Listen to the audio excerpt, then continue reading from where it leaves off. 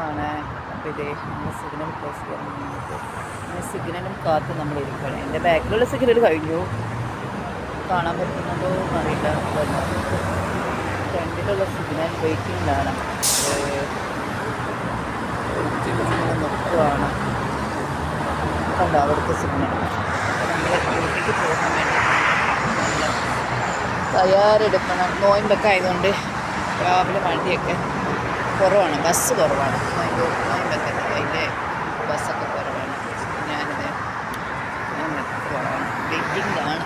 ബസ്സും കാത്തിങ്ങനെ എന്നാൽ സിഗ്നൽ വരുമോ, പെട്ടെന്ന് വരുന്നുമില്ല. അതിനെയും കാത്തിങ്ങനെ നിൽക്കും. പിന്നെ എല്ലാവർക്കും എന്തൊക്കെയുണ്ട് വിശേഷങ്ങളൊക്കെ?